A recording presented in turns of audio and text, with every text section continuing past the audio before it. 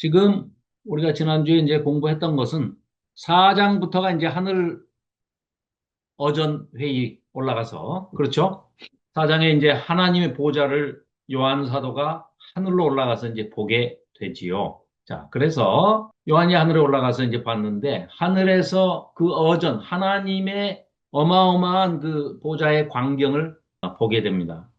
이런 걸 본 선지자들이 가끔 등장을 하죠. 선지서를 통해서 우리가 알 수 있죠. 에스겔도 그렇죠. 도 그렇고, 뭐 요한사도 역시 여기 마찬가지고, 또 뭐 다니엘도 이제 환상, 많은 선지자들이 환상을 봅니다. 그러나 하늘 여좌, 하나님 계시는 천상 회의에 올라가서 본 사람들은 그렇게 썩 모든 선지자가 다 보는 건 아니고 많은 숫자는 아니지만 그래도 그렇게 황홀한 광경을 본 사람들이 많이 있습니다. 자, 그래서 이 요한 사도가 올라가서 그 어자 광경을 봤고 거기에서 이제 우리가 지난주에 좀 쭉 했으니까 지금 땅의 현실은 교회들이 핍박을 받고 박해를 받는 고난과 환란을 눈앞에 두고 있는 폭풍전야와 같은 그런 박해를 앞둔 그런 현실이었죠. 잔혹한 현실이었죠. 그럴 때 이제 에베소 교회를 비롯해서 에서버두 사빌라 일곱 교회의 소아시아에 있는 그 아나톨리아 반도에 있는 이 모든 교회들에게 요한 사도가 뭔가의 그 답을 해줘야 됩니다.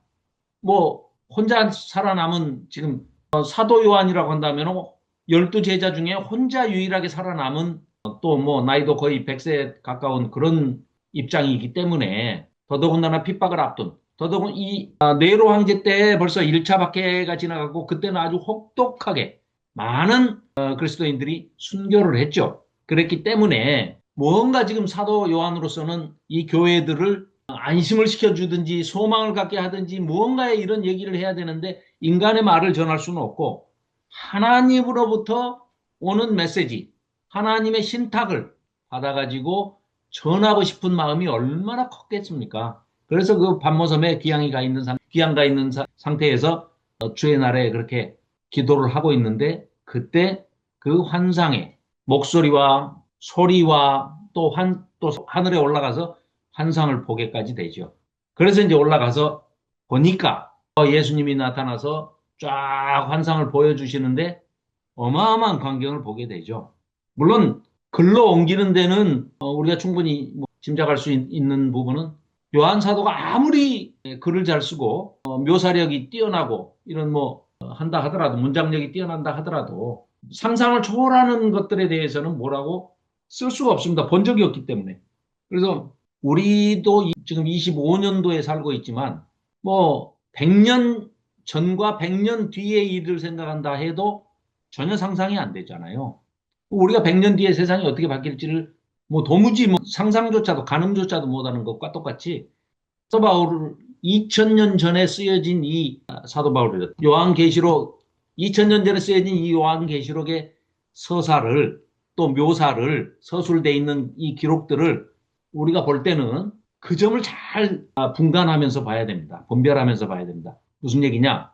문자주의로 해석을 해야 하는 것과 하는 부분과 문자 그대로 받아들여도 별 문제가 없는 이런 부분과 또 이게 문학적인 장르로는 묵시문학적인 장르 또 더더군다나 어떤 아직 일어나지 않은 미래에 대한 부분들이 꽤 있기 때문에 그런 부분을 서술하고 있는 이런 장면에서는 상징주의적으로 또는 은유적으로 비유적으로 이렇게 쓰고 있는 부분들이 많이 있습니다. 그래서 그런 부분을 잘 구분할 줄을 알아야 된다 하는 이제 그런 말씀을 드리고요. 그래서 이제 이 사도 요한이 올라가서 이제 보니까 하늘 이제 어자를 이렇게 황홀한 광경을 봤죠. 거기에서 이제 이 5장에서 등장하는 게 두루마리. 이게 지금 큰 두루마리입니다. 오늘은 10장, 11장 할 텐데요. 10장, 11장은 작은 두루마리가 나와요. 그런데 이 작은 두루마리는 먹으라고 그럽니다. 그래서 이 말씀을 이제 아주 구체화시키는 거죠. 그래서 체화시키는 거예요, 체화. 아주 그냥 말씀을 먹어라.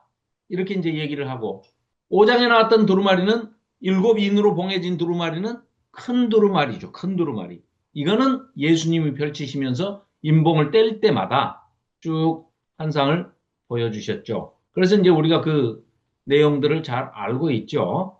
그래서 예수님이 나타나서 이 일곱 인으로 봉해진 두루마리를 뗄 때, 첫째, 어떤 상황이 계속 지속되는 것을 묘사하는 하얀 말이 나오고, 두 번째, 붉은 말이 나오는데 이거는 전쟁, 칼, 해석이 돼 있잖아요. 검은 말이 나오는데 이거는 이제 저울, 전쟁이나 뭐 이런 흉년으로 인해서 극심한 기근이 와가지고, 가뭄이 와서 완전히 물가가 뭐 치솟아서 밀가루 한 컵에 10만 원, 뭐 이런 지경이 돼가지고 저울에 음식을 달아먹는 그런 예언들이 펼쳐지고 있고, 또 과거에 매기에도 묘사되어 있던 그런 예언들이, 예언적 말씀들이 현실로 이제 다가오는 것이 눈에 환상으로 보여지는 거죠. 사도 요한에게. 네 번째는 또 이제 청황색 말이 나타나는데 이거는 이제 사망, 죽음을 뜻하는 시체 색깔이 이제 나타났죠. 그리고 다섯 번째 인을 떼니까 순교자들의 탄원, 신원, 원한을 풀어주십시오. 언제까지 우리가 이렇게 고난을 당해야 됩니까? 그때라도 알려주십시오. 하는데 이제 이따 나중에 보면 우리 한때, 두때, 반때, 뭐 1260일, 42달, 뭐 다니엘서에서도 많이 나왔던 그런 단어들이 다시 반복해서 요한계시록에 또 나오고 있습니다. 그래서 그거는 이제 뭐 그때 자세히 살펴보겠지만 하나님께서 정해 놓으신 그 고난받는 기간이면서 동시에 하나님께서 철저하게 보호해 주신다는, 고난 속에서도 철저하게 완벽하게 너희들은 내가 보호해 주신다 하시는 약속이고 장치라는 거죠. 그게 대표적인 게 우리가 지난번에 살펴봤던 7장에서 인치는 장면이 나왔죠. 천사가 나타나서 하나님의 도장, 인을 가지고 자기 백성들의 이마에다가 인을 치잖아요. 그러니까 뭐 유대인들은 12지파 12,000명씩 해가지고 14만 4천, 또 뭐 온 하나님의 백성들, 성도들, 교회는 셀 수 없이 많은 무리들 대신에 흰 옷 입은 예수님께서 주신 예복을 입었다는 거죠. 이런 그 희망, 그 소망, 이게 잊어버리지 마십시오. 14장에도 또 나옵니다. 두 번 등장하는데, 그러니까 이 지금 박해를 앞두고 있는 이 교회, 이 성도들에게 소망이 되는 메시지는 딱 이겁니다. 하나님께서 자기 백성은 단 한 사람도 놓치지 않고 인쳐서 끝까지 보호하신다. 걱정하지 마라. 내가 교회도 이렇게 지키고 있고, 교역자들도 이렇게 지키고 있고, 너희들은 염려하지 마라. 너희도 순교당할 게 두렵냐? 순교 혹시 당할 수도 있어. 그러나 당하더라도 두려워하지 말아라. 왜? 내가 지켜주고 있고 예수님 봤지 않냐? 부활하신 예수님을 봤지 않냐? 이미 일찍 죽임당한 어린 양 예수께서 너희들과 함께 하시고 지켜주시기 때문에 순교마저도 두려워하지 말아라. 이런 메시지입니다. 그게 7장과 14장의 환상인데 그게 바로 대표적으로 뭐라고요? 이마에 자기 백성들에게 인쳐주신다. 구원해 주신다. 그러니까 자, 동전의 양면이라고 그랬지 않습니까? 한쪽에는 구원이면 한쪽에는 심판이 되는 거죠. 그리스도인들에게는 구원이면 비그리스도인들에게는 심판이 되는 겁니다. 악의 추종자들, 사탄의 종로를 타고 있고 악의 편에 서 가지고 핍박하는 하나님의 백성들을, 성도들을 핍박하고 있는 이들, 땅에 거하는 자들, 이 자들도 지난번에도 말씀드렸지만 땅에 거하는 자들이라고 표현을 하지만 그 중립적인 가치를 가지고 그냥 표현하는 것이지, 우리도 땅에 거하기는 하나님의 백성이어도 역시 마찬가지잖아요. 우리 역시 땅에 거하는 사람들이죠. 그러나 우리는 어떻게 하나님과 있다 했죠? 기도로 있다. 그렇기 때문에 우리의 기도가 금향로의 재단에 있는 금향로에 담겨가지고 하나님께 올려 바쳐지고, 하나님께서 그 기도를 흠양하시고 받으시고 그 금대접에 진노를 담으셔서 땅에 쏟아붓는데, 그 진노를 쏟아붓는 건 어디로, 누구한테 간다고요? 비그리스도인들한테, 즉 하나님의 백성이 아니고 사탄의, 악의 추종자들, 짐승의 권세에 굴복하면서 거기에 우상숭배에 같이 빠져있는 그 자들에게 내릴 심판이다. 이렇게 이제 얘기를 하지 않습니까? 그래서 이제 인을 쫙 떼는데, 이게 보십시오. 처음에 나온 게 2장, 3장에 일곱 교회에 주시는 메시지가 나왔잖아요. 일곱 교회에 주시는 메시지. 그 다음에 하늘에 올라갔더니 이제 일곱 인부터 시작해가지고 7 시리즈가 나오잖아요. 일곱 인, 일곱 나팔, 일곱 대접. 근데 일곱인 이거 누가 뗀다고요? 천사들이 일곱 천사를 통해서 이게 떼진단 말이죠. 그 예수님을 통해서 떼지만 그걸 천사들이 보여주는 거예요. 자, 이 내용을 가지고 이제 우리가 지난번에 6장 이게 네 말 환상이었고 순교자의 영이 다섯 번째 인 될 때 7장에서 천사가 하나님의 백성들에게 인을 치는 우리는 이 무리에 속하는 거죠. 자, 그래서 이제 이 내용들을 쭉 우리가 지난번에 살펴봤지 않습니까? 그리고 난 다음에 이제 인을 떼고 나니까 일곱 번째 인을 떼니까 일곱 나팔이 나왔지 않습니까? 마지막 거는 항상 다음 것을 불러드린다고 그랬죠. 그러니까 일곱 나팔이 나왔는데 첫째, 둘째, 셋째, 넷째 나팔은 어떻게 한다고 그랬습니까? 사람에게 하는 게 아니라 첫 번째 나팔은 땅에, 두 번째는 바다에, 세 번째는 강이나 물과 물샘에, 네 번째는 해, 달, 별 천체에 이렇게 타격을 주는데 간접적인 재앙이지 이게 인간들을 직접 하나님께서 죽이거나 치거나 이렇게 하시지는 않는다는 거죠. 그래서 지난번에 말씀드렸듯이 누구의 손을 통한다고요?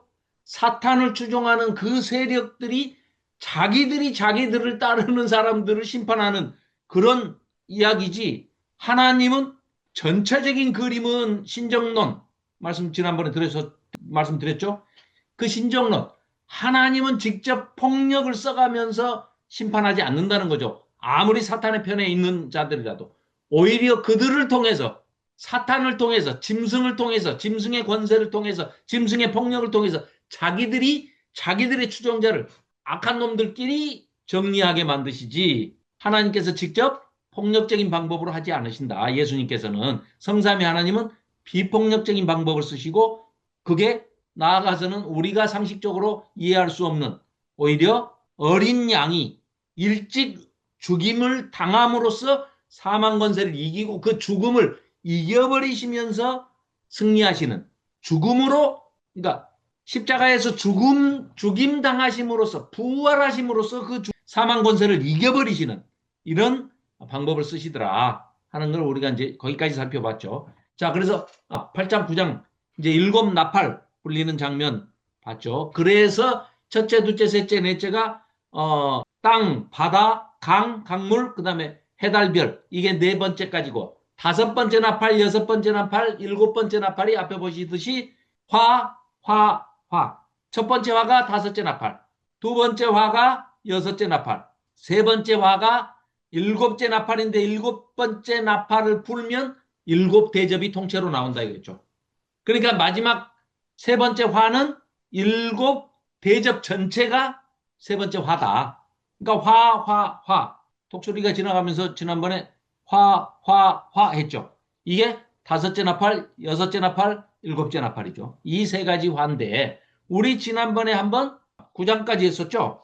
그래서 여섯 번째 나팔까지를 이제 우리가 본 거예요.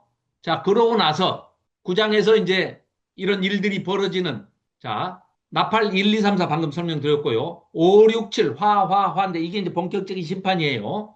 여기서부터 첫째 화, 둘째 화, 셋째 화, 다섯 번째 나팔, 여섯 번째 나팔, 일곱 번째 나팔인데 일곱 번째 나팔은 일곱 대접을 끌고 온다. 이제 이 말씀 드렸고요. 자, 여기서부터 여기서부터 이제 어려워지는 대목인데 이걸 잘 통과하고 나면 어렵지가 않습니다. 나머지는 굉장히 쉬워요.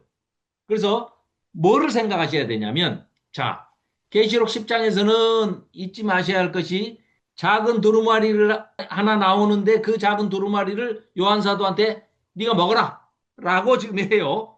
그러니까 요한이 그 작은 두루마리를 받아가지고 먹습니다.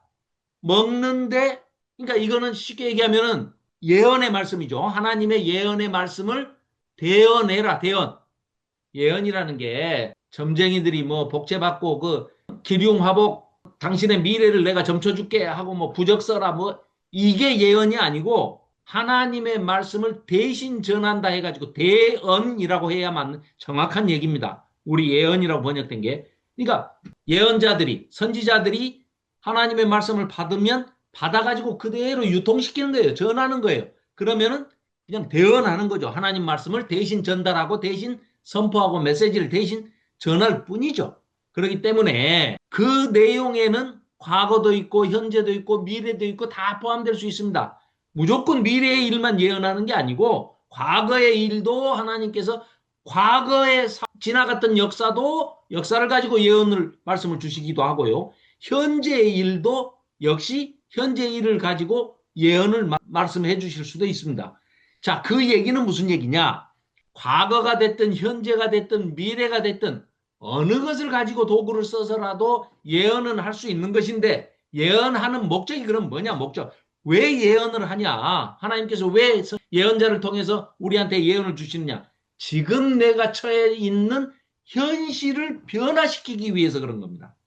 지금 내가 두려움에 떨고 있다. 그러면은 예언을 통해서 그 대언해 주는 말씀을 가지고 내가 현재 그 두려움에서 벗어날 수 있는 비전을 보여주시거나 과거, 현재, 미래를 다 통틀어서 어떤 도구로 사용을 하시든지 소망을 확인시켜 주시고 또 너희들의 앞날이 어떻게 될 것이다. 장차 내가 이렇게 할 것이다. 근데 그게 조금 어려운 얘기인데 이런 얘기를 한번 좀 곰곰이 한번 생각해 볼 필요가 있습니다. 우리는 시간이 과거에서 와가지고 현재를 거쳐서 미래로 흘러간다고 생각을 하잖아요. 우리 인간은. 인간들이 생각하는 시간이라는 개념은 태초부터 먼 과거부터 흘러와가지고 우리 조상들 다 돌아가신 조상들을 통해서 역사가 쌓이듯이 시간이 흘러와가지고 현재 내가 살고 있고 미래에는 나는 죽고 또 어디론가 가고 우리 자녀 손들이 또 살게 될 것이고 우리 후손들이 살게 될 것이고 언젠가는 종말이 올 것이다. 이게 우리의 시간관이잖아요. 그런데 하나님의 시간은 성삼위 하나님의 시간은 반대라는 거예요. 거꾸로라는 겁니다. 유대인들은 그래서요. 영원하다라고 얘기를 하는 것은 우리는 영원하다라는 것은 지금부터 미래를 쭉 끝없는 미래를 그렇게 시간이 흘러가고 이어지는 걸 영원이라고 생각하지 않습니까? 유대인은 거기서부터 반대입니다. 이 유대인들의 영원, 올람이라는 개념은 유대인들은 영원 그러면 뭐라고 생각하냐면 지금부터 거꾸로 거슬러 올라가서 아담까지 올라가는 게 영원입니다. 태초로 가는 게 영원이에요. 태초부터 지금까지가 영원이라는 거예요. 그게 하나님의 시간관하고 일치되는 지점입니다. 무슨 얘기냐? 하나님은 시간을 만드셔가지고 시작을 하셨고 시간도 끝을 이미 내신 분이죠. 그렇기 때문에 우리는 그 중간에 잠깐 거쳐가는 과정에 있는 점에 불과한 존재들이고 하나님 입장에서는 시간을, 타임을 휘슬을 불어서 시작을 하셨어요. 그러면 끝내는 휘슬을 부시면 끝이 났잖아요. 그럼 이미 끝내신 거예요. 하나님 입장에서는 끝내신 거예요. 시간이 끝났어요. 이미. 시작해가지고 끝이 났어. 그 끝에서부터 지금 우리한테 오고 계신다는 거예요. 하나님은. 그러니까 하나님은 끝을 알고 계시죠. 끝내셨으니까. 그러면 자 이제 좀 쉽게 이걸 이렇게 한번 생각을 해봅시다. 하나님이 우주보다 크시다 그러면 우주를 어디다 만드신 거예요? 자기 속에 만드신 거예요. 그래야 우주보다 크신 분이죠. 그러니까 하나님은 우리가 가늠을 못한다는 거예요. 짐작조차도 못하고 상상조차도 못하는 어마어마하게 크신 존재다라는 얘기는 왜? 우주를 만드시는 분은 우주보다 크셔야 되잖아요. 그러기 때문에 우주보다 크신 분이기 때문에 우주를 어디다 만드셨냐? 성삼위 하나님이 세 분 하나님의 그 내부 공간 안에다가 이 우주를 만드셨다는 겁니다. 그래야 그 우주를 품으실 수 있는 분이기 때문에. 그래서 그 안에는 시간과 공간과 모든 3차원뿐만 아니라 몇 차원이든 거기에 다 소화를 할 수가 있는 것이죠. 자, 그래서 이 시간 얘기를 이제 왜 하냐 하면 끝을 내셨단 말이죠. 예수님은 끝을 알고 계세요. 종말을 알고 계십니다. 그 종말에 어떻게 됐다는 걸 우리한테 설명을 해줘야 되는데 우리가 인간이 너무 지능이 낮고 우리는 3차원의 세계에 살고 있기 때문에 너무 제약받는 게 많아서 상상을 잘 못하니까 예수님께서 쉽게 설명을 하시기를 야, 축구 게임으로 얘기하면 내가 5대 0으로 이겼어. 그래서 끝난 거야. 내가 이겼고 내 편이 그러니까 우리 편이 이겼어. 우리 편이. 그러니까 너도 나랑 같은 편이니까 너도 이긴 거야. 그러니까 걱정하지 말어. 끝을 보여주시는데 요한계시록에서 그 끝이 이렇게 생겼고 종말에는 이렇고 이걸 설명하시기 위해서가 아니라요. 지금 고통받고 있고 교회가 핍박을 받는 상황에서 자칫 자 양자택이 되라. 우리 그 얼마 전에 일제 시대만 생각해도 100년도 안 됐는데 신사참배하라고 그랬잖아요. 천황한테 절해라 하니까 목사들이 전부 총회에서 결의해가지고 신사참배 해버렸잖아요. 그 한국 기독교는 이미 그때 시험대에 올라가지고 죽어버렸어요. 끝난 거예요. 하나님 말고 천황을 하나님으로 신으로 모실란다 하고 거기다가 절해버렸잖아요. 신으로 모시는 신사참배를 해버렸잖아요. 물론 거기에 대해서 회개한 목사님들도 있고 그걸 안 하겠다 해가지고 순교하신 분들도 있고 6.25 때도 공산주의 거절해서 순교하신 분들도 있죠. 그런 분들은 아주 소수가 있지만 거의 대부분은 신사참배를 해버렸단 말이에요. 마찬가지로 요한계시록의 역사적인 배경 이 상황에서 지금 신사참배를 아니 이 교황 황제를 숭배하는 황제를 신으로 숭배하는 우상 숭배에 빠지거나 황제 숭배에 빠져가지고 믿음하고 바꿔먹어버린 사람들이 이미 순교하기를 거부하고 악의 편에 서버린 사람들이 많이 생겨나고 있는 상황이다 이거예요. 지금. 그래서 예수님이 내가 이겨놨다. 그걸 요한 사도한테 보여주셔서 요한 사도가 지금 이 요한계시록을 써가지고 일곱 교회뿐만 아니라 오고 오는 모든 교회, 우리들까지도 2000년 뒤에 우리까지도 이 요한계시록을 읽으면 우리도 예수님이 말씀하시고자 하시는 것은 너희들은 소망이 있기 때문에 너희들을 교회를 지키고 계시는 하나님과 예수님과 성령 성삼위 하나님을 믿고 순교를 각오해도 다시 내가 너희들을 살려서 너희들과 함께 영생복락하는 하나님 왕국에 가서 하나님 나라에 가서 천국에서 우리 함께 하나님과 함께 영생복락하자 하게 되어 있다. 이걸 보여주는 사실은 소망의 책입니다. 소망의 책. 그러니까 지난번에 다니엘서도 공부를 해보니까 똑같은 내용이에요. 요한계시. 그래서 물론 문학적인 장르에서 묵시문학을 이용한 뭐 계시다 해가지고 구약에서는 다니엘서, 신약에서는 요한계시록. 또 그 두 권이 제일 어렵죠. 구약에서 제일 어려운 게 다니엘서, 신약에서 제일 어려운 게 뭐 요한계시록 이렇게 얘기들을 하시는데 그건 왜 어렵냐? 묵시문학적 방법을 썼기 때문에 너무 복잡하게 해석을 해서 그래요. 근데 우리 같이 이렇게 쭉 살펴보면 전혀 어렵지 않을 수 있습니다. 그러니까 자, 10장 짧으니까 우리 저 송은영 집사님께서 10장 한번 읽어주시고 같이 한번 살펴보도록 하겠습니다.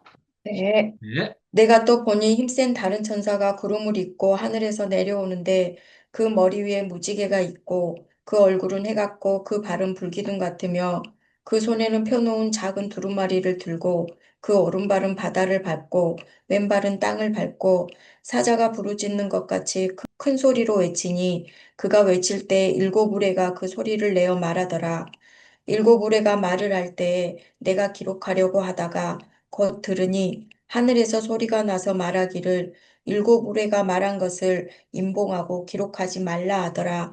내가 본 바 바다와 땅을 받고 서 있는 천사가 하늘을 향하여 오른손을 들고 세세토록 살아계신 이 곧 하늘과 그 가운데 있는 물건이며 땅과 그 가운데 있는 물건이며 바다와 그 가운데 있는 물건을 창조하신 이를 가리켜 맹세하여 이르되 지체하지 아니하리니 일곱째 천사가 소리내는 날 그의 나팔을 불려고 할 때에 하나님이 그의 종 선지자들에게 전하신 복음과 같이 하나님의 그 비밀이 이루어지리라 하더라.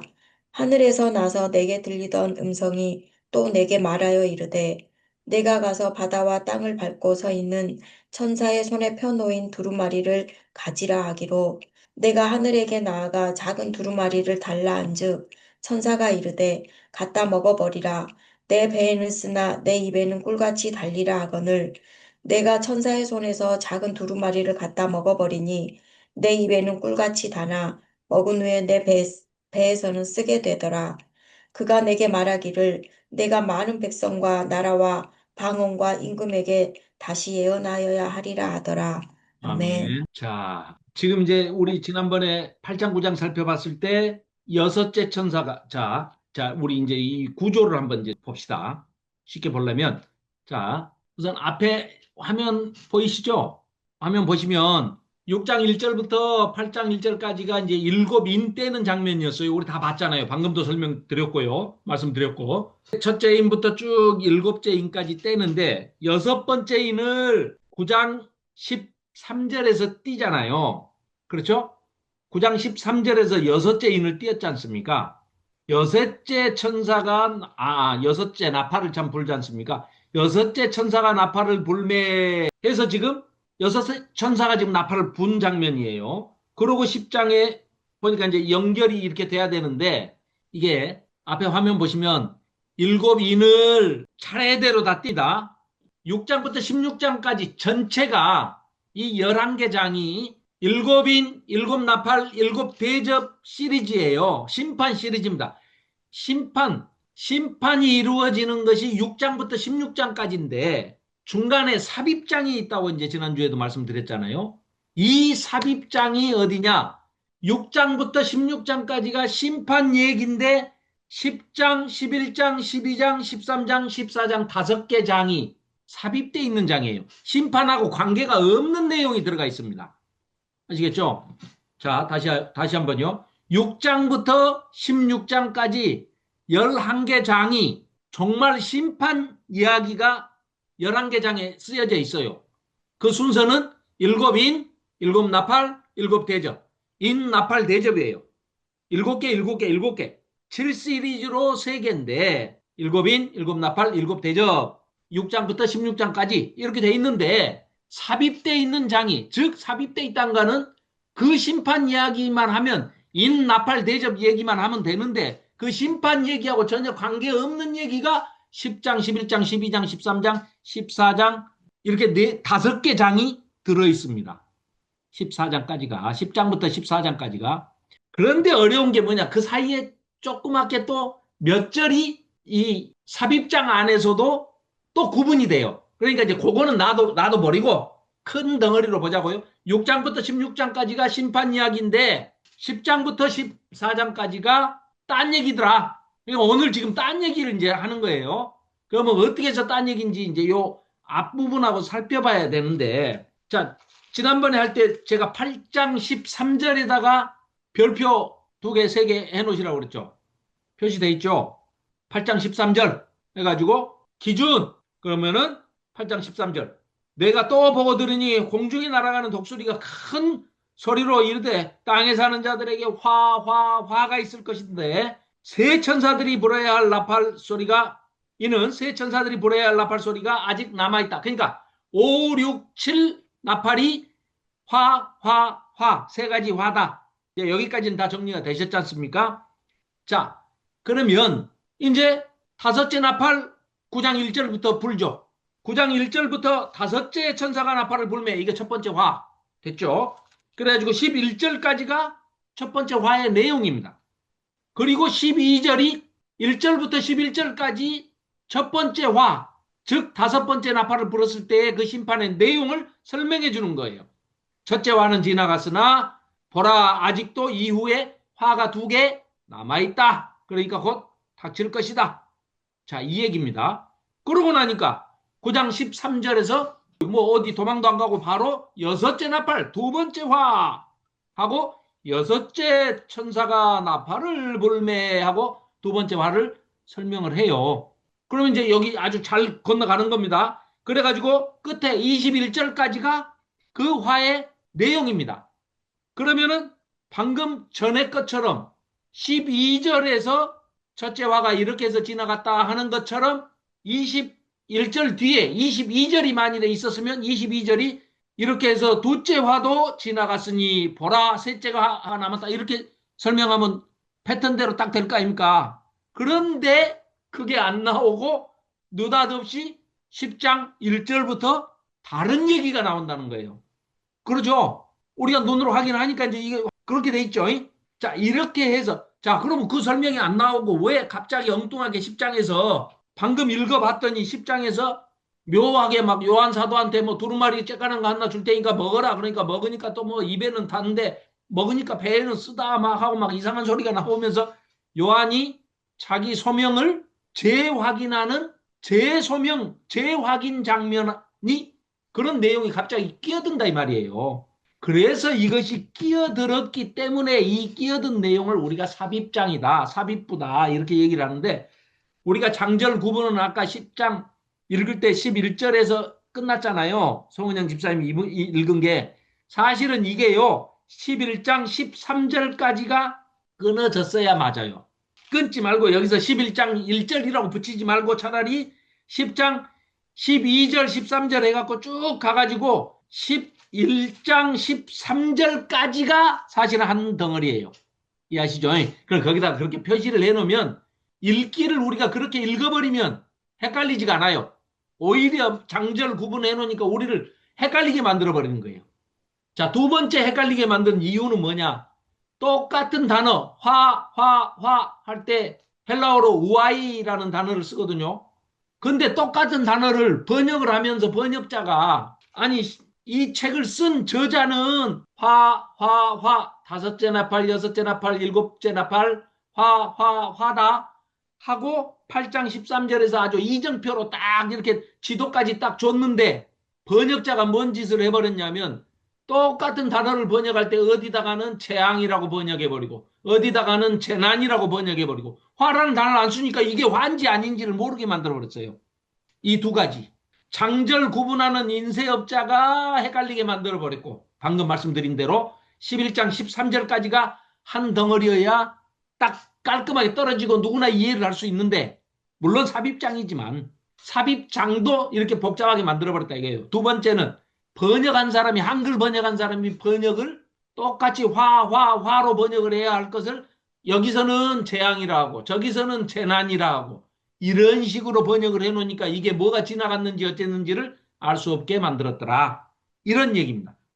자, 그렇게 해서 이제 일단 구조는 그렇게 걸러내고 그러면 자 10장 1절부터 11장 13절까지는 뭔 내용을 얘기하는 것이라냐 이렇게 물어보면 자 제가 방금 11장 13절까지가 한 덩어리라고 그랬지 않습니까? 그러면 14절을 한번 보세요. 11장 14절을 한번 보십시오. 거기에 뭐라고 나와요? 예, 그렇습니다. 아하, 둘째 화가 여기서 끝났구나. 그죠? 아까 그러니까 우리 9장 12절에서 첫째 화가 끝났다고 설명돼 있었잖아요. 그러고 나면은 10장 14절을 보니까 여기서 둘째 화가 끝났구나 하는 것이 딱 정리가 된다는 거죠. 자, 그러면 방금 읽었던 10장 자, 보십시오. 이게 왜 손이 들어져 있는 거? 아니, 손 내리기? 참나. 내가 손짓을 하면 손이 이렇게 들어지는군요. 자, 그럼 10장에서 딴 얘기가 나왔는데 갑자기 자, 보십시다. 자, 앞에서부터 제가 질문 언제든지 하셔도 됩니다. 자, 10장 1절 내가 보니 힘센 천사가 이제 구름을 입고 방금 삽입 말씀드린 거를 요 그림 하나만 더 보면 좀 더 이해가 더 쉬우실 거예요. 자, 여기 앞에 잘 보이시나요? 자, 여기 1장, 요한이 소명받는 장면. 2장, 3장, 7교회에 보내는 메시지. 자, 4장, 5장, 하늘 의전, 요한 사도가 하늘에 올라가서 봤어요. 다음, 6장, 7장, 여섯째 인 떼는 거. 인 떼는 장면이 나왔어요. 자, 일곱째 인을 떼니까 일곱 나팔이 나왔어요. 그래가지고 지난주에 봤던 8장, 9장이 그 첫째 나팔, 둘째 나팔 쭉 부는 게 나왔어요. 방금 말씀드린 대로 다섯째 나팔, 여섯째 나팔, 일곱째 나팔, 요게 화다. 이제 정리되셨죠? 자, 그러고 난 다음에 10장에 지금 오늘 읽은 게 갑자기 삽입절이고 딴소리를 오고 있어요. 화 얘기를 하는 게 아니고 여섯째 나팔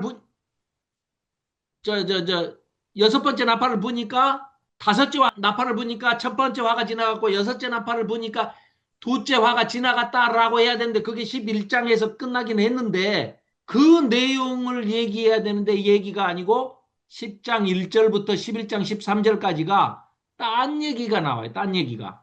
그러고 난 다음에 일곱 번째 나팔을 분 얘기가 11장 19절에 잠깐 설명이 되고 그 다음에 다시 12, 13, 14장이 다른 얘기하는 삽입부 파트 2가 나와요. 그 다음에는 이제 쭉 순차적으로 일어납니다. 삽입부가 이렇게 지금 끼어들고 있다. 이해가 되시나요? 이렇게 생각하시면 됩니다. 그러니까 읽으면서 말씀드릴게요. 그러니까 여섯 번째 나팔과 일곱 번째 나팔 사이에 지금 10장에 지금 딴 얘기가 나왔어요. 그리고 일곱 번째 나팔을 불면은 일곱 대접이 나와야 되는데 그때 뭔가 딴 얘기를 설명을 하고 있어요, 지금. 전체적인 역사에 대한 얘기를 또 하고 있단 말이죠. 그러니까 요 두 가지만 잘 잊어버리지 않고 계시면 요한계시록 전체가 어렵지 않은 얘기입니다. 자, 그래서 자, 10장 1절부터 제가 이제 말씀드릴게요. 내용은 어려운 게 하나도 없습니다. 힘센 천사가 구름을 입고 하늘에서 내려오는데 그 머리 위에 무지개가 있고 또 그 얼굴은 해같이 해같고 그 발은 불기둥 같으며 여기 보십시오. 이 사람 요 사람 얘기하는 겁니다. 이런 천사가 딱 나타나는데 이거 뭐 아주 건장하죠. 육체미도 해가지고 뭐 아주 우락부락하네요. 몸이. 자, 한쪽은 땅을 밟고 있고 하늘에서 이제 내려왔는데 머리 위에는 무지개가 있고 이거 또 얼굴이 해 같대요. 해. 그다음에 그 잘 먹은 스님들 보면 얼굴이 해 같은 분들 많이 있던데 아무튼 이 천사가 지금 발은 불기둥 같은데 그 손에는 여기 왼손에 보면 두루마리 조그만 거 하나 가지고 있죠. 여기 한 손에 딱 잡히는 두루마리. 그렇게 해서 작은 두루마리를 들고 그 오른발은 바다를 밟고 왼발은 땅을 밟고 사자가 부르짖는 것 같은 큰 소리를 외치니 그가 외칠 때 일곱 우레라는 거는 뭐 이제 어마어마하게 큰 소리가 났다 이거죠. 천둥 소리가. 그 소리를 내어 말하더라. 일곱 우레가 말을 할 때 내가 기록하려고 하다가 들어보니까 하늘에서 소리가 나서 말하기를 일곱 우레가 말한 것을 임봉하고 기록하지 말라 하더라. 기록하지 말라고 그랬다는 거예요. 기록을 할라 했더니 기록하지 말라는 거예요. 야, 이거 내가 기록해서 전달해야 되는데 하고 순간 생각했겠지만 오히려 한술 더서 기록하지 말고 먹어버려라. 이런 얘기를 명령을 내리는 겁니다. 그러니까 5절 내가 본 바다와 땅을 밟고 서 있는 천사가 하늘을 향하여 오른손을 딱 하늘을 향해서 들고 있어요. 세세토록 살아계시니 곧 하늘과 그 가운데에 있는 물건이며 또 땅과 그 가운데에 있는 물건이며 바다와 그 가운데에 있는 물건을 창조하신 이를 가리켜 맹세하여 이르되 지체하지 아니하리니 뭐를 지체하지 않는다는 겁니까? 곧 오겠다는 거예요. 곧 이루어진다. 하나님의 그 비밀도 곧 이루어질 것이다. 그러니까 보십시오. 이를 가리켜 맹세해 이르기를 지체하지 아니하리니 일곱째 천사가 소리내는 날, 그렇죠. 일곱 번째 천사가 나팔을 부는 날, 그의 나팔을 불려고 할 때에, 그러니까 즉 그가 나팔을 불 때 하나님이 그의 종 선지자들에게 전하신 복음과 같이 하나님의 그 비밀이 이루어질 것이다. 이것이 바로 종말 심판의 전주곡이다. 이게 그래서 종말 심판이 완수된 그 끝이 이루어지는 것이다. 그러니까 즉 일곱째 나팔이 불려지면은 하나님의 비밀이 완전히 끝나는 거다. 완수되는 것이다. 성취되는 것이다. 이런 얘기입니다. 그래서 하늘에서 나서 내게 들리던 그 음성이 또 내게 말하여 이르되 네가 가서 바다와 땅을 밟고 서 있는 그 천사의 손에 펴 놓인 그 두루마리를 가져라 하기로 내가 천사에게 나아가 작은 두루마리를 달라 하니까 천사가 또 순순히 이르되 갖다 먹어라 먹어버려라 네 배에는 쓰나 네 입에는 꿀같이 달 것이다 하거늘 내가 그 천사의 손에서 작은 두루마리를 갖다가 뭐 꿀꺽 먹어버렸다는 거예요. 기록할 것도 말 것도 없다. 그냥 먹어라 해서 먹었다는 거예요. 그랬더니 내 입에는 꿀같이 다나 먹은 후에는 내 배에서는 쓰게 되더라. 자, 달고 쓴 것이 같이 있어요. 보나마나 이 두루마리의 내용이 달게 느껴지는 부분은 하나님의 백성들이 구원받는 것은 엄청 단 거죠. 그 내용 자체가. 하나님의 백성이 아니고 악의 주종자들 사탄의 편에 서가지고 사탄의 종노릇하고 있는 자들에게는 심판이기 때문에 우리에게는 복음 그러니까 달아요. 하나님의 말씀 달고 오묘해. 결과가 너무 좋아. 내용이 너무 좋아. 그래서 달아요. 그런데 사탄의 추종자들에게는 써요. 왜? 심판이기 때문에. 한 두루마리 안에서 달고 쓰고 구원이고 심판이고 이 내용이 복합적으로 다 들어있어서 그렇다 하는 것을 우리가 미리 짐작해 볼 수가 있다는 것이죠. 여기까지 정리되시죠? 자, 그래서 11절이 이제 뭐라고 얘기를 하느냐. 그가 내게 말하기를 네가 많은 백성과 나라와 방언과 임금에게 다시 예언하여야 하리라. 자, 대상이 많은 백성입니다. 많은 백성. 또 온 나라, 많은 나라. 그 다음에 임금, 온 임금들. 각 세상, 그러니까 뭡니까? 대상이 전체. 땅에 사는 모든 자들, 하나님의 백성, 사탄의 편에 서 있는 자들, 할 것 없이 대상이 전부 다입니다. 전부 다. 다시 예언하라는 거예요. 재소명을 주는 겁니다. 너 다시 예언해라, 네가. 자, 그래서 자, 2장 3장에서는 소아시아에 있는 아나톨리아 반도에 있는 에서보두 사빌라 7교회라고 지칭되어 있는 모든 교회에게 이 말을 전해라 해가지고 직접 해주신 말씀을 듣고 와가지고 기록을 한 것이 2장 3장이죠. 대상이 누구예요? 교인들입니다. 교회예요. 성도들입니다. 그런데 지금 읽은 거는 뭐예요? 10장 전체 내용 다 누구한테 전하라고 그럽니까? 모든 백성들, 많은 백성과 나라와 방언과 임금들 전부 모두에게 다 전해라. 그런 얘기입니다. 지금. 그러니까 대상이 완전히 달라요. 또 내용도 다릅니다. 그렇죠.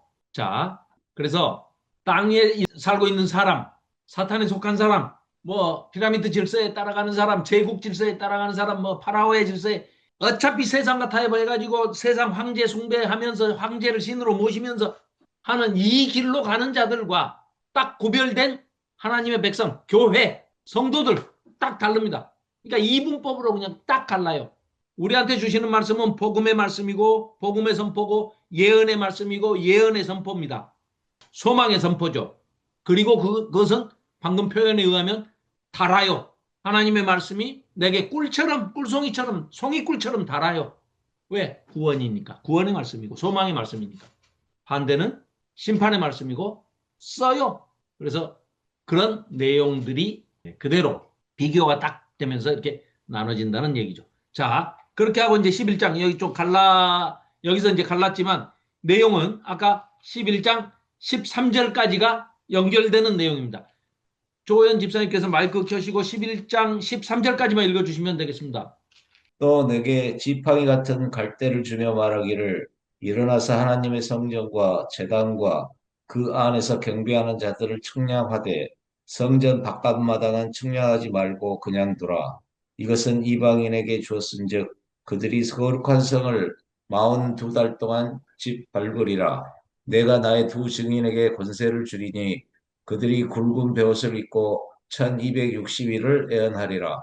그들은 이 땅의 주 앞에 서 있는 두 감람나무와 두 촛대니 만일 누구든지 그들을 해하고자 하면 그들의 입에서 불이 나와서 그들의 원수를 삼켜버릴 것이요 누구든지 그들을 해하고자 하면 반드시 그와 같이 죽임을 당하리라. 그들이 권능을 가지고 하늘을 닫아 그 예언을 하는 날 동안 비가 오지 못하게 하고 또 권능을 가지고 물을 피로 변하게 하고 아무 때든지 원하는 대로 여러 가지 재앙으로 땅을 치리로다. 그들이 그 증언을 마칠 때 무적에게로부터 올라오는 짐승이 그들과 더불어 전쟁을 일으켜 그들을 이기고 그들을 죽일 터인즉 그들의 시체가 큰 성길에 있으리니 그 성은 영적으로 하면 소돔이라고도 하고 애굽이라고도 하니 곧 그들의 주께서 십자가에 못 박히신 곳이라. 백성들과 족속과 방언과 나라 중에서 사람들이 그 시체를 사흘 반 동안을 보며 무덤에 장사하지 못하게 하리로다. 이 두 선지자가 땅에서 사는 자들을 괴롭게 한 땅에 사는 자들이 그들의 죽음을 즐거워하고 기뻐하여 서로 애물을 보내리라 하더라. 3일 반 후에 하나님께로부터 생기가 그들 속에 들어가매 그들이 발로 일어서니 구경하는 자들이 크게 두려워하더라. 하늘로부터 큰 음성이 있어 이리로 올라오라 함을 그들이 듣고 구름을 타고 하늘로 올라가니 그들의 원수들도 구경하더라. 그때 큰 지진이 나서 성 10분의 1이 무너지고 지진에 죽은 사람이 7천이라 그 남은 자들이 두려워하여 영광을 하늘의 하나님께 돌리더라. 아멘. 아멘. 자, 그러니까, 자, 그렇게 보니까 14절이 둘째화는 지나갔으나 보라, 셋째화가 속히 이르는도다 하는 게 이게 사실은 어디로 가야 됩니까? 저쪽에 9장 21절 끝나고, 그렇죠. 여기가 9장 22절이 사실은 붙어야 되고, 지금 10장 1절부터 11장 13절까지가 쏙 이상한 내용이 끼어들었죠. 요한사도 소명 다시 받아라. 그리고 이 두루마리 그냥 받아서 네가 먹어버려라. 그러고 선포를 하는데 이제 대상이 7교회가 아니라 온 세상 땅에 거하는 자들 다 포함해가지고 다 해라. 이런 내용이 지금 끼어들었다는 얘기죠. 구조도 눈에 보이시고 이제 정리가 되시죠. 내용도 마찬가지고. 내용도 뭐 크게 어려운 게 없습니다. 그죠? 그렇게 하고 지금 11장 1절부터 13절까지는 방금 10장 1절부터 11절까지의 내용과 이제 이어져서 나가는 겁니다. 그런데 내용은 보호해 주신다는 내용이에요. 자기 백성을 보호하신다는 내용. 자, 무슨 내용이냐? 성전을 측량하는 장면들이 에스겔서나 스가랴서를 보면은 그런 장면이 나옵니다. 예루살렘 성을 측량을 해요. 그때는 자가 없으니까 줄자 이런 게 없으니까 갈대로 파피루스 뭐 이런 갈대 가지고 자를 만드나 봐요. 그래서 갈대자로 측량을 해요. 그래서 지팡이 같은 갈대를 주며 말하기를 일어나서 하나님의 성전, 그 예루살렘 성전이죠. 제단과 그 안에서 경배하는 자들을 측량하되, 자, 이 말을 할 때가, 이 책이 쓰여질 때가 90년 이후입니다. 70년에 예루살렘 성전은 완전히 돌 위에 돌 하나 남지 않고 로마군에 의해서 싹 무너져가지고 없어져 버렸어요. 성전이 없어져 버렸습니다. 그러니까 지금 이 글을 쓰고 있을 때는 성전이 없는 상태예요. 그런데 하나님의 성전과 제단과 그 안에서 경배하는 자들을 측량하라. 이 말은 실제 물리적으로 예루살렘에 가가지고 예루살렘 성전을 재봐라. 그런 뜻이 전혀 아니죠. 그럼 상징적으로 하고 있는 얘기예요. 문자적으로 이걸 해석하면 없는 성을 어떻게 잽니까? 그러니까 안 돼요. 이거는 무슨 얘기예요? 자기 백성들을 숫자가 찰 때까지, 순교자의 수가 찰 때까지 조금만 기다려라 하고, 지난번에 우리 왜 5번째 인 뗄 때 순교자의 영들이 신원하고 탄원하고 막 울고 불고 했잖아요. 우리 언제까지 이렇게 놔두실 겁니까? 빨리 저놈들 다 죽여버리시지 했더니 조금만 기다려라. 아직 수가 덜 찼다. 하나님의 때까지, 하나님이 정하신 수까지 차기까지 조금만 기다려라. 조금만 참아라. 내가 금방 다 너희들 구원해 줄게. 이런 메시지잖아요. 그래서 지금 성전을 측량한다는 말뜻 자체가 자기 백성을 자기가 안전하게 보호해 주신다는 그 의미로 지금 하고 계시는 겁니다. 그리고 이 내용들이 전부, 그러니까 아까 10장에서 그 천사 뭐 하늘로 막 이렇게 손 들고 있고 가리키고, 이거는 다니엘서 9장에서 그대로 나오는 얘기입니다. 한번 찾아볼까요? 다니엘서 12장 다니엘서 12장 7절 한번 찾아보십시오. 다니엘서 10장 7절 보시면 제가 읽어볼게요. 1255쪽. 내가 들은즉 그 세마포 옷을 입고 강물 위쪽에 있는 자가 자기의 좌우 오른손 왼손을 들어서 하늘을 향하여 영원히 살아계시는 이를 가리켜 맹세하여 이르되 반드시 한때 두때 반때를 지나서 성도의 권세가 다 깨지기까지이니 그렇게 되면 이 모든 일이 다 끝나리라 하더라. 이거는 또 에스겔서에서 또 이 심상을 이미지를 그대로 가져온 건데 뭐 그냥 한번 찾아볼까요? 에스겔서 20장 5절 한번 가볼까요? 에스겔서 바로 앞에 있습니다. 다니엘서 바로 앞에 에스겔서 20장 5절 1180쪽입니다. 79쪽 20장 5절 1178쪽 에스겔서 20장 5절 제가 읽어볼게요.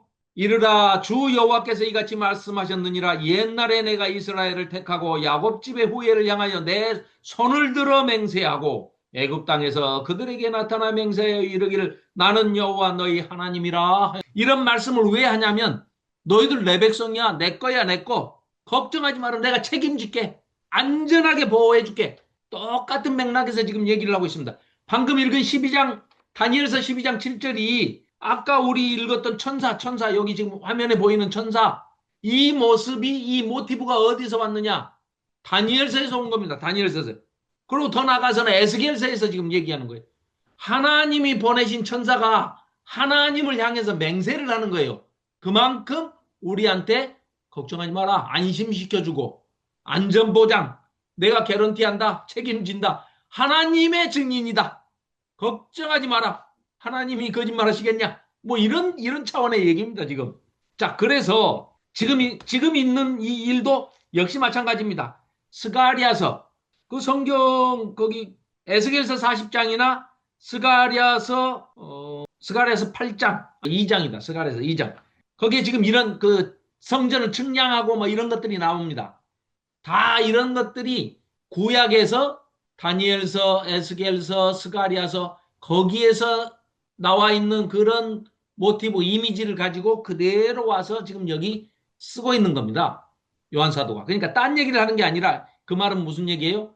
옛날 선지자들이 자기들이 하나님으로부터 받았던 환상과 계시, 예언, 신탁 이런 모든 것들을 가지고 선포했던 또 기록됐던 그런 구약에 있는 모든 것들이 똑같이 요한 사도도 하늘에 올라가 가지고 지금 그걸 보여주시니까 보고 여기 기록하고 있다. 이걸 증명하고 있는 겁니다. 지금 증인 얘기 나왔으니까 증인은 어디서 필요합니까? 법정에서 재판할 때 필요한 게 증인 아닙니까?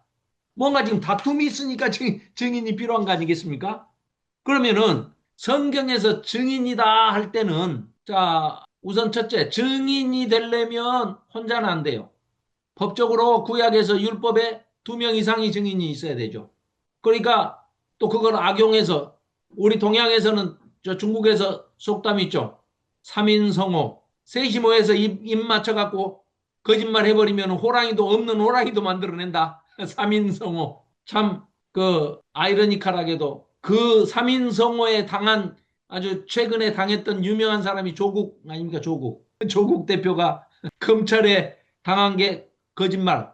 3인성호 해가지고 조국을 죽였다가 지금 거꾸로 윤석열이 일당들이 지금 거꾸로 당했는데 자 증인은 아무튼 둘 이상이어야만 법적 효력을 갖습니다.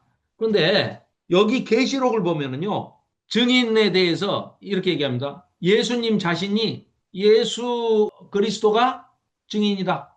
이런 말씀도 직접 해요. 그 다음에 요한 사도도 자기가 증인이라고 얘기를 합니다. 그 다음에 앞에 2장인가 3장에서 안디바 있었죠. 안디바. 버가모 교회 2장에 버가모 교회 얘기하면서 순교한 그 안디바라는 성도를 가리켜서 신실한 증인이다. 이렇게 얘기를 또 해요. 안디바도 증인. 그러니까 예수님도 증인. 요한 사도도 신실한 증인. 예수의 증인이다. 그 다음에 안디바도 성도인데 신실한 증인이다. 그리고 여기 12장 11절에도 보면은 뒤에 넘겨보시면 12장 11절도 보시면 또 우리 형제들이 여기 예수 믿는 우리 교회에 나가는 형제들이 어린 양의 피와 자기들이 증언하는 말씀으로써 그를 이겼으니 아주 순교하는 증인이에요. 이 사람들은. 성도들이 또 증인이에요. 넘어가서 12장 17절 용이 여자에게 분노하여 돌아가서 그 여자의 남은 자손 곧 하나님의 계명을 지키며 예수의 증거를 가진 자들 우리 성도들과 더불어 싸우려고 바다 모래 위에 서 있더라. 증거를 가진 자가 증인이죠. 증거를 가진 자가 증인이에요. 마르티오. 우리입니다. 우리. 그러니까 예수님도 증인, 요한도 증인, 성도들도 증인, 교회 자체가 증인이에요.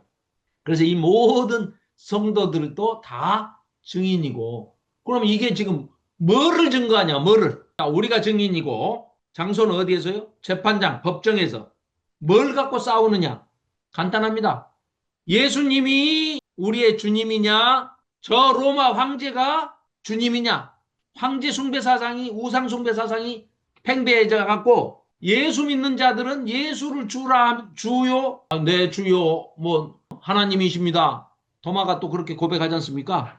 그리스도는 살아계신 하나님의 아들이 아니라 아예 주는 그리스도시요 살아계신 하나님입니다. 하나님이에요, 하나님. 나의 주, 나의 하나님. 도마가 그러잖아요. 그러듯이 누가 진짜 주님이냐? 누가 하나님이냐? 그런데 황제들이 뭐라 그래요? 도미누스 아도나이 도미티아누스. 쥐가 황제래요. 쥐가 신이래. 신. 황제이면서 신이면서 황제. 그러니까 나를 숭배해라. 나를 신으로 숭배해라 그 말입니다. 그래서 황제 숭배 신전들이 많이 지어져 있었죠. 그러면 로마 시민권을 주고 막 뭐 의식주 다 해결시켜주고 특권을 주고 막 이랬단 말이죠. 그러니까 이 에서보두 사빌라 이 교회들이 막 앞다투어서 황제 숭배 신전 도시로 승격시켜달라고 막 자기들이 신전 지어서 바치고 막 하는 이런 일들이 벌어지고 있단 말이죠. 그러니까 지금 예수님 버리고 하나님 버리고 성도들 버리고 거기 쫓아가는 그리스도인들이, 거기 쫓아가는 교회들이, 성도들이 늘어나기 시작한다 이 말이에요. 그러니까 네가 증인이냐? 뭐를 증언하냐? 뭐를 증언하는 뭐 어떤 증거를 가진 증인이냐? 했을 때 예수님이 나의 주 하나님입니다. 라고 신앙 고백을 하는 사람만이 하나님께서 인쳐주시고, 성전을 측량한다는 것은 어떤 그림 언어로 사용되냐면요. 이제 멸망당하기, 심판 내리기 직전 상황입니다. 심판하기 직전에 자기 백성들 숫자 세고 인치고 측량하고 하는 이런 것들입니다. 이게 다 그림 언어로 작동이 되는 거죠. 그러면서 방금 다니엘서 12장 7절에서 읽었듯이 뭐가 나옵니까? 1260일, 한때, 두때, 반때. 자, 한때 더하기, 두때 하면 세 때죠. 거기다가 더하기, 반때. 그러니까 한때, 두때, 반때 하면 3.5, 3년 반이죠. 3년 반이니까 그걸 개월수로 바꾸면 뭐예요? 42개월. 그 옛날에는 구약 시절에는 1년이 360일이었어요. 그러니까 360일 환산하면 1260일, 3년 반이니까. 한때, 두때, 반때, 42달, 1260일 다 똑같은 말인데 표현만 다를 뿐이지 그거는 뭐예요? 하나님께서 정해놓으신 어느 일정 기간, 꼭 무슨 3년 반이고 42개월이고 1260일이라는 게 아니라 어느 정해진 기간, 그 기간에 자기 백성을 보호하시는데 동시에 그 기간은 고난받는 시간이죠. 고난받는 시간인데 그 고난 중에 틀림없이 내가 보호해주고 구해낸다. 동시에 들어있는 겁니다. 그러니까 항상 고난과 죽음과 보호가 함께 언급되고 있어요. 이게 이제 뭐 고난이 없고 박해가 없으면 구원하실 필요도 없잖아요. 사실은 편안하게 그냥 평강만 주시면 되는 일인데 그게 아니라 이렇게 보호를 해주실 때, 정한 시기 그것도 하나님이 다 조정을 하시는데 자 그래서 이 11장의 내용들이 이런 내용입니다. 지금 우리가 읽었던 게 자 힘센 천사가 내려와서 자 요한의 제사명을 주시는데 저 두루마리를 받아 먹었어요. 받아 먹었더니 요한한테 뭐라고 다시 제 소명을 뭐라고 그래요? 너 다시 예언해라 가서. 그리고 그거 받아 먹었는데 대상이 바뀌었잖아요. 2장 3장에서는 7교회를 상대로 했는데 지금은 온 세상에 거하는 모든 자들에게 마지막 회개의 기회죠. 자 그래서 너 다시 천명해라. 복음을 전해라. 이렇게 했어요. 자 그리고 두 증인이 나타났어요. 그래서 자 이 두 증인, 두 감람나무와 두 촛대가 이렇게 서 있는데 한쪽은 모세와 같고 율법을 누가 받았습니까? 모세가 받지 않았습니까? 그죠? 그러니까 율법을 받은 구약의 뭐 대표적인 선지자 그러면은 모세죠. 모세도 선지자니까. 그 다음에 하늘에서 불을 내린 선지자 가뭄이 들게 하고 뭐 비가 내리게 하고 하는 이런 거는 불을 내리게 하는 사람은 엘리야. 모세와도 같고 엘리야와도 같은 두 증인 하는데 이 두 증인은 말 그대로 하나님과 예수 그리스도를 증언하는 신실한 증인. 자, 그래서 보십시오. 자, 2절. 성전 바깥 마당은 측량하지 말고 그냥 두라. 그것은 이방인에게 내주었은즉 그들이 거룩한 성을 42달 동안 짓밟으리라. 정해진 때 동안에 환난과 핍박이 있을 것이다. 그러나 내가 지켜준다. 내가 나의 두 증인에게 권세를 주니니 그들이 굵은 베옷을 입고 1260일을 예언하리라. 1260일 정해진 기간 한때 두때 반때 3년 반 42개월 1260일. 자 이때가 고난의 때지만 그 동안에는 틀림없이 하나님이 그 고난으로부터 보호해 주신다. 이들은 이 땅에 주 앞에 서 있는 두 감람나무와 두 촛대니 만일 누구든지 그들을 해하고자 하면 그들의 입에서 불이 나와 엘리야가 연상되죠. 또 그들의 원수를 삼켜버릴 것이요 누구든지 그들을 해하고자 하면 반드시 이와 같이 죽임을 당하리라. 그들이 권능을 가지고 하늘을 닫아 그 예언을 하는 날 동안 비가 오지 못하게 하고, 이게 엘리야죠, 엘리야. 또 권능을 가지고 물을 피로 변하게 하고, 나일강을 피로 물들게 한 건 누구예요? 모세. 출애굽 때. 예. 피로 물들게 하고 아무 때든지 원하는 대로 여러 가지 재앙으로 땅을 저주하면서 땅을 치리로다. 그들이 그 증언을 마칠 때 무저갱으로부터 올라오는 짐승이 하나 있는데, 자, 사탄을 암시하죠. 자, 짐승이 그들과 더불어 전쟁을 일으켜 그들을 이기고 그들을 죽일 터인즉 그들의 시체가 큰 성 길에 있으리니 그 성은 영적으로 하면 소돔이라고도 하고 애굽이라고도 하니 곧 그들의 주께서 십자가 못 박히신 곳은 예루살렘 성문 밖이죠. 예루살렘입니다.